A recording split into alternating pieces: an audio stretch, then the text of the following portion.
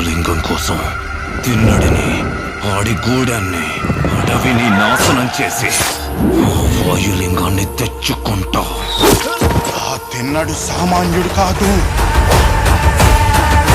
అతన్ని దాటి వాయులింగాన్ని చేరడం అసాధ్యం.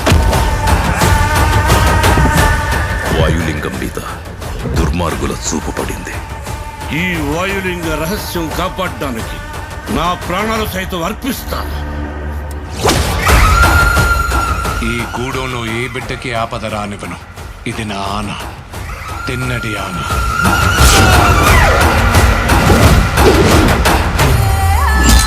శివుణ్ణి రాయంటావా?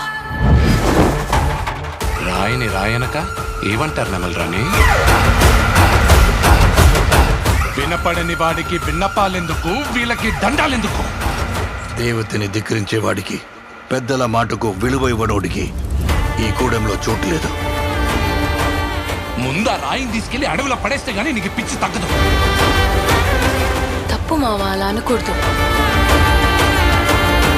ఇలాంటి వాడు మీకు గొప్ప భక్తుడవుతాడని నమ్మకం ఏంటి ప్రభు? నీతో పాటే నేను ఆ సమయం కోసం ఎదురు చూస్తూ ఉన్నాను.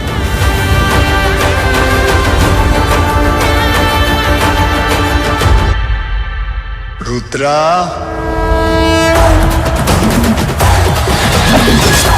ఎవరు నువ్వు? ఆ పెద్దోళ్ళందరికంటే నేనే పెద్దోడిని. నన్ను మించిన శివభక్తుడా ఈ సృష్టిలో లేడు. ఏమో అనుకున్నాను, నువ్వు నీ దేవుడు తోడు దొంగలే.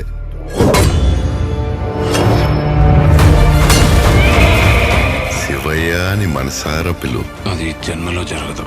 ఓ సంతటోడివా? వెలివిద్యలో నీకన్నా గొప్పవాడొకడు ఉన్నాడని తెలిసి అతని బొట్టని వెళ్ళి తెప్పొట్టించింది నువ్వే కదా. వెళ్ళబోయా, వెళ్ళిక నుంచే. నేనింక నిన్ను వదలను. ఇది నా అన్న, తిన్నడి ఆన. శివలీల.